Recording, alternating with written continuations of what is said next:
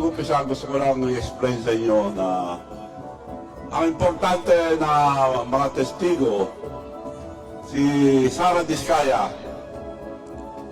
121 days bago nakasuhan dahil di nila makumbinsi. He should be the star witness.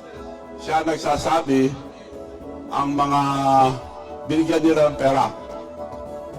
Ang wala sinabi, kalantraba. Hindi pwede ilagay yan. Tanggalin yan. Sino nagsabi? Chairman ng ICI.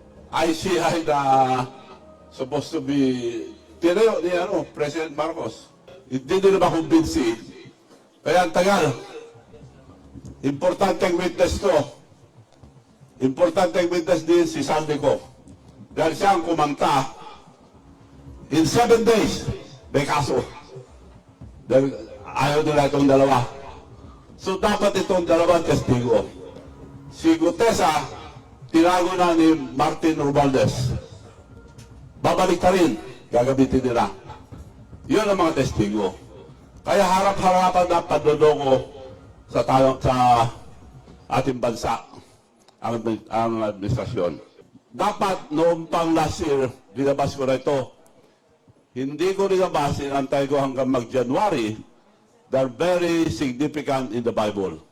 40 years since napatalisik si President Marcos for the senior, 1986. This year, 2026, exactly 40 days. 40 years. 40, andyan na yata lahat eh. Divine Providence, number 40 in the Bible means completion and the start of a new beginning. Marami po yan, kaya inantay ko itong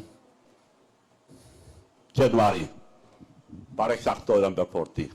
Bago tayo mag-question, gusto ko ilabas yung mga this is the grand conspiracy. Linuloko lang tayo harap-harapan. Hindi na sinusunod ng Supreme Court, harap-harapan, nagnanakaw sila ng kaban ng bayan. Pero ang anomalya, ang flood control na project ay nag-umpisa noong 20, 23, 24, and 25. Dahil 22 wala pang budget.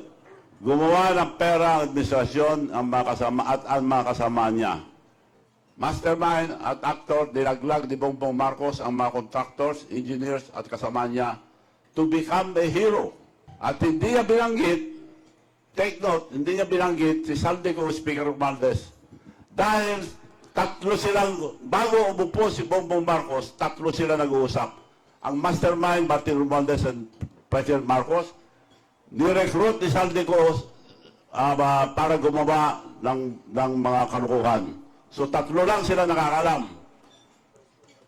So maliwanag mga kababayan na tatlo lang sila nakakalam dito. Pagkatapos sa pagmalaki ng 2024 ang more than 5,500 flood control projects, sa 2023-24, biglang nag-iba ang sinasabi ngayon sa SONA 25. Pagbasdahan ang mannerism ni ang bibig ni Bongbong Marcos habang nagsasalita. Yun daw ay epekto ng cocaine.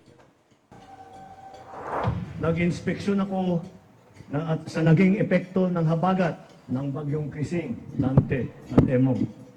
Kitang-kita ko na maraming proyekto para sa flood control ay palpak at gumuho. At yung iba, guni-guni lang. Huwag na po tayo magkunwari. Alam naman ng buong madla na nagkakarakit sa mga proyekto. Kaya sa mga nakikipagsagwatan upang kunin ang pondo ng bayan at nakawin ang kinabukasan ng ating mga mamamayan, mahiyaw naman kayo sa inyong kapwa Pilipino. Sinungaling na presidente ito. Maliwanag na sinungaling. Sila nagdakaw sa panghero. Sige, tuloy natin. Bata pa lang, ito ang sinabi ni Senator Amy Marcos.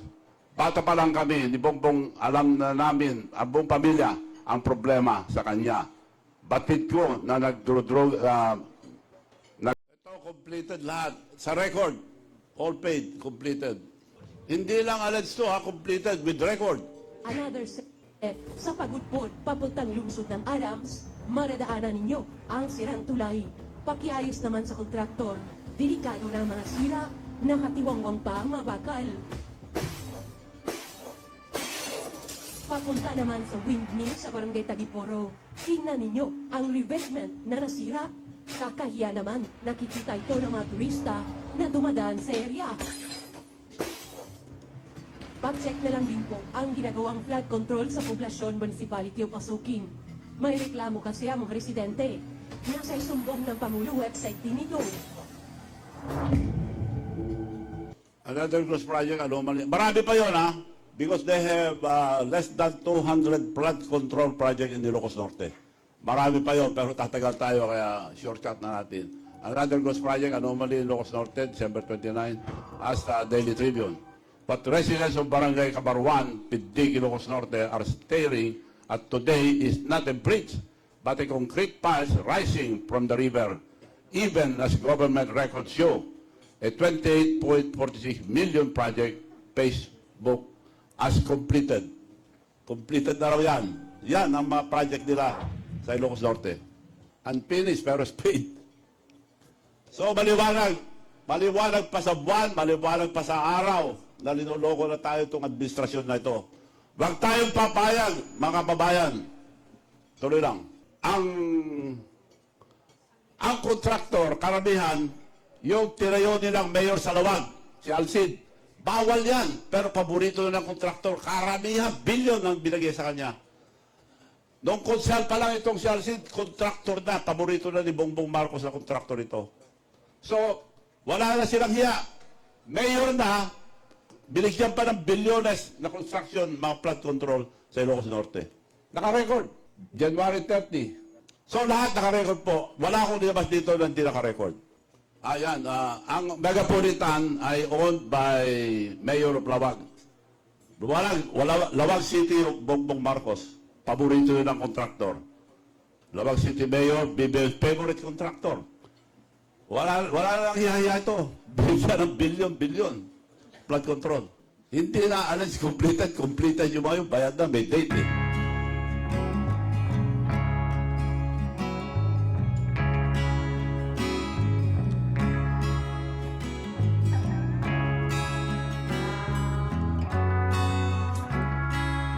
These are all the projects in Ilocos Norte. Oh. Kung hindi Cruz project, substandard.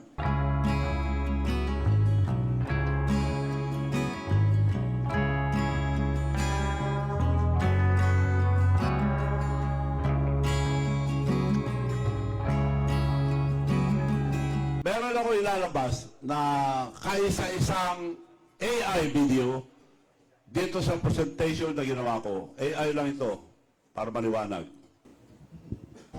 Mr. President, the country heard your promise. Now we're watching your choices. Noong 2024 SONA, ipinagmalaki mo ang 5,500 flood control projects. Pero nang dumating ang baha ng 2024, Mother Nature fact-checked your numbers. At pagdating ng 2025, unti-unti nang nabuo ang larawan ng katotohanan.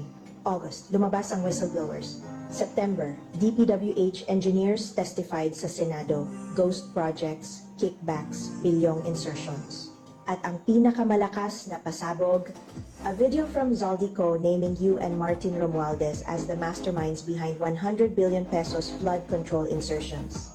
After that, everything snowballed. Now, the DPWH and the ICI, ang mismong fact-finding bodies na kayo ang nag-create, are recommending plunder charges against Martin Romualdez at Zaldico. Pangulo, this isn't politics. This is credibility. You said walang sasantuhin. You said the truth matters. Then let the truth cut close to home. If you want to save your presidency, start with Martin. So maliwanag po na binanggit na si Martin Romualdez. Naimbestigahan ba? Hindi pa up to now. Dahil pinsambuho niya ito, kasama niya, mastermind. They're both mastermind. So up to now, ni investigasyon wala. Nag-testify si Gutesa, hinuli na, binaliktad na, tinago na. Gagamitin nila yun. Gagamitin nila para hindi dahil yun na nagturo sa kanila. So si Gutesa, nakatago na kay Martin Romualdez at plano nilang gamitin pag pinahil sila sa ombudsman. Pero walang kwenta ang ombudsman dahil ganun na rin. Start with Martin Romualdez. Wala, Because up to now. justice only matters if it reaches your own family. Pangulo, the nation is watching, and history won't forget who you choose to protect. The nation is watching, history won't forget. Unti-unting lumalabas ang katotohanan sa flood control project. Corruption started in 2023, 2024, and 25. Gumagawa na sila ng pera noon 23, 24, 25. Pinakamalaki yung 25. Pakinggan natin ang ibang naglakas loob na magsalita sa Congress na dapat gayahin ng iba. Sino po ang unang may responsibilidad? Ang Pangulo. 2023, GAA, sinalaula ng Kongreso.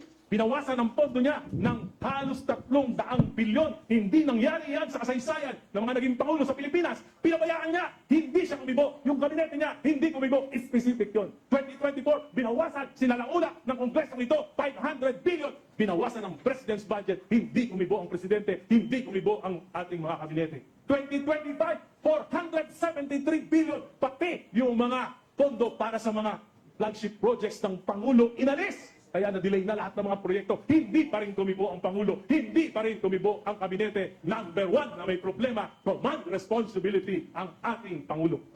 Very specific yan. Pangalawa, pinsan ng Presidente. Ang ating Speaker noon, si Speaker Romualdez. Hindi ba sila nag-uusap?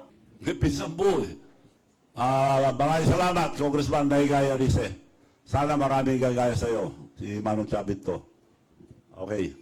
Pakinggan pa natin ang isang vlogger para hindi nyo sabihin na ako lang nagsasabi nakapansin. Ang vlogger, pakinggan natin na nag-comment, si Michael Cayo, para pasalamatan natin.